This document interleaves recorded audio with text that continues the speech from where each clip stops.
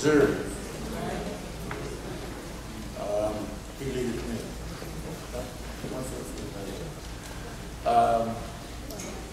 And I don't know anyone he's blessed more than me.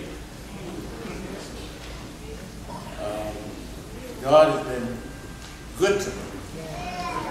And I have acknowledged that since I was 12 years old. When I was a youngster, I used to tell my mother that I was lucky. And when I became 12, I told her, Mom, I'm not lucky, I'm blessed.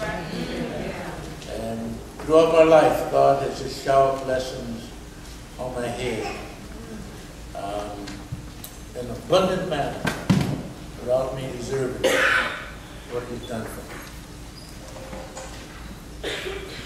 I have served as pastor here for over 43, 44 years. And it has been one of the most enriching experiences that anyone could possibly have. I've had a congregation that has been loving, supportive, adventurous, and they have followed leadership, and they have done marvelous things.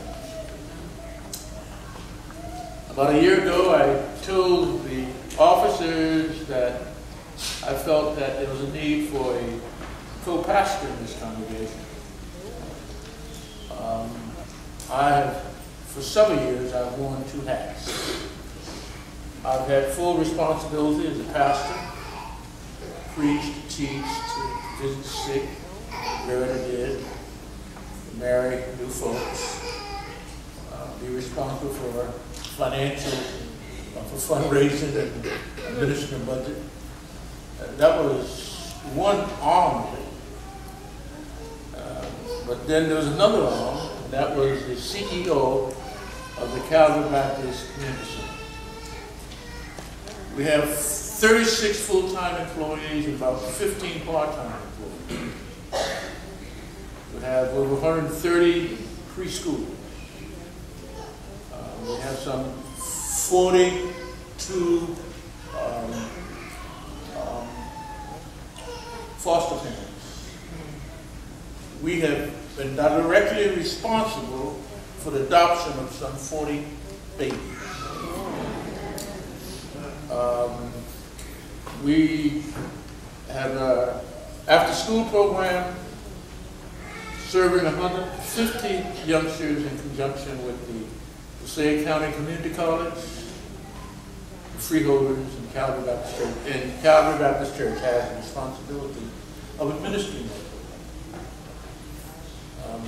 That is just those are just some of the things that we as a church are responsible for.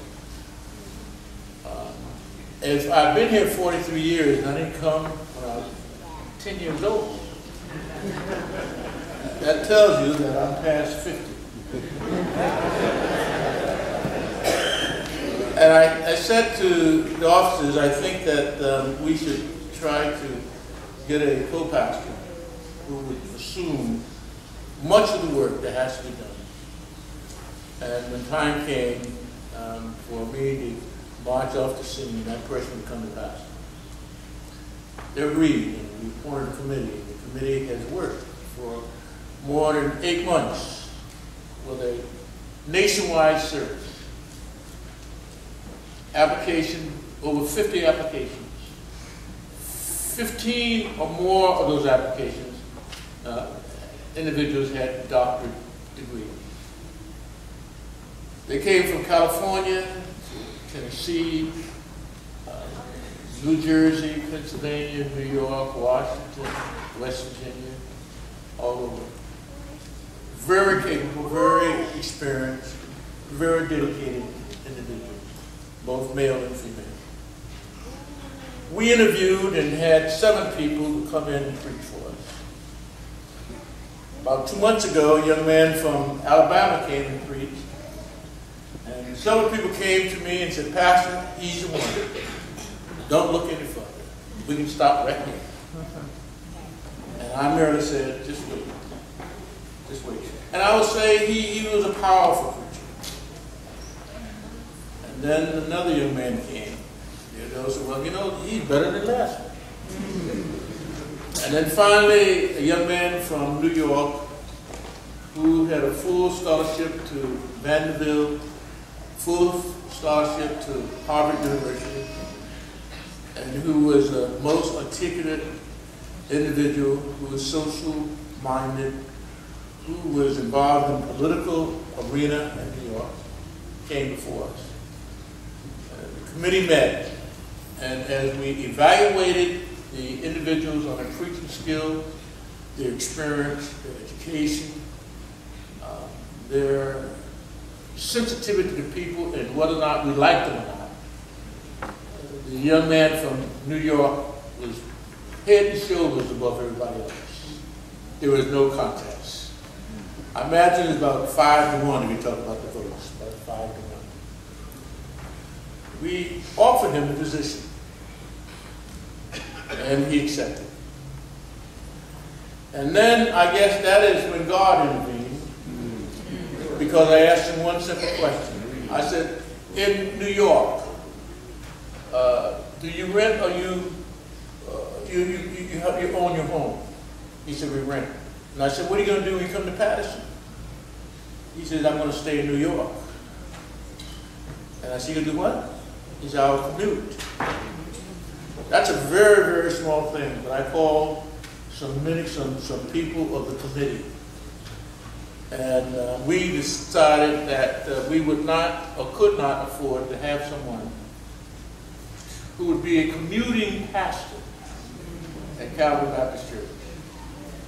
And after the discussion, and I revealed to them what I felt the Spirit leading me into doing.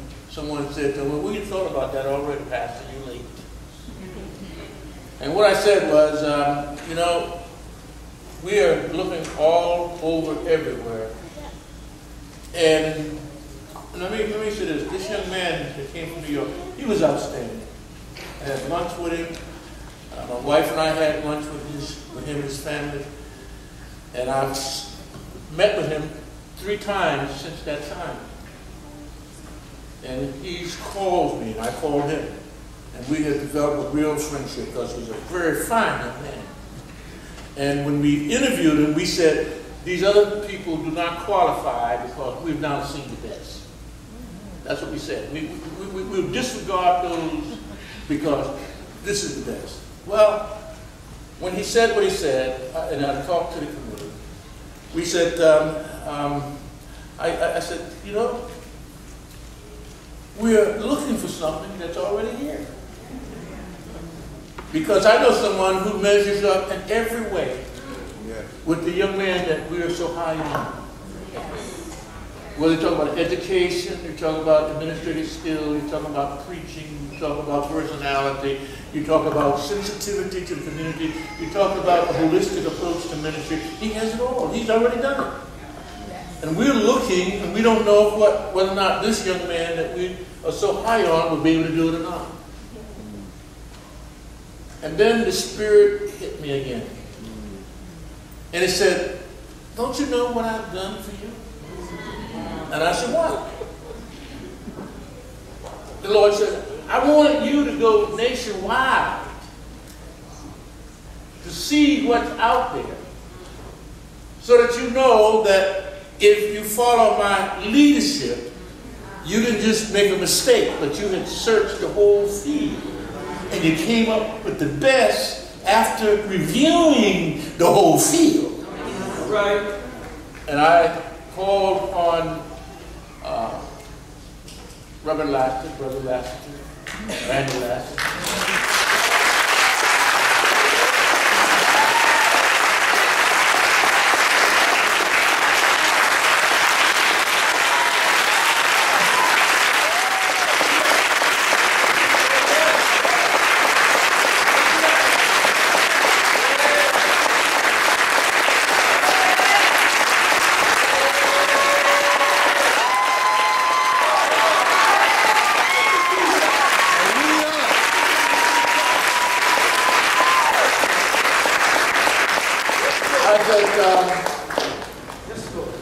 I said, let's have lunch at Brady's. we went to Brady, and he didn't eat.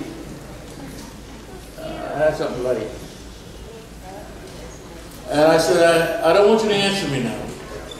I want you to pray about something. And after you pray about it, I want you to come back and tell me what you think the Lord is saying to you. And I said, you know, I'm moving up in age. And I'm ready to call a co-pastor in Calgary. And I'd like for you to consider it. And he didn't say anything. We met the next day. And I'll let him tell you about that. He is a dynamic preacher. That's right.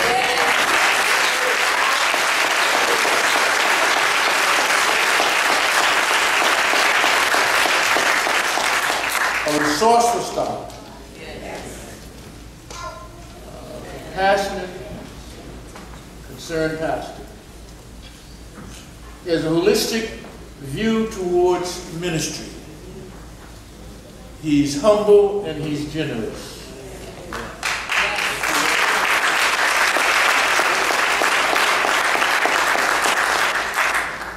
And I've looked upon him as a son. Not only as a son of ministry, but as a son. And I'm just so happy that you're here today. I want to say one thing to the congregation.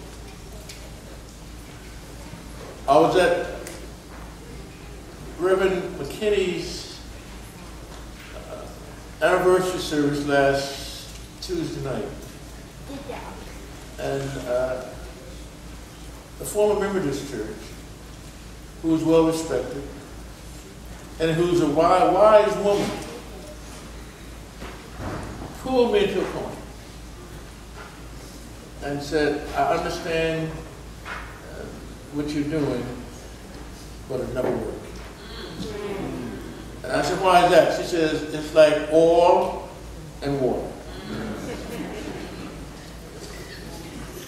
Last year has a lot of young folks, and a lot of old folks. They're charismatic, you're traditional. And I might add that he's charismatic and I'm traditional.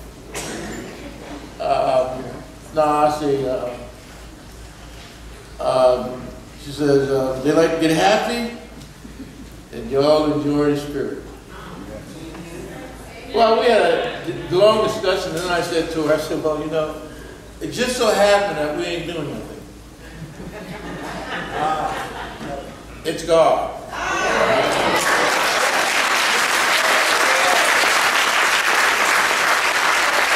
And don't forget what happened on Pentecost. All right. Folks couldn't speak the same language, but they understood what the Spirit was saying. And I want to tell you, nobody know more about God than I. Nobody loved the Lord more than I. And nobody can praise Him better than me. And I don't care if you speak in tongues or if you shout or dance.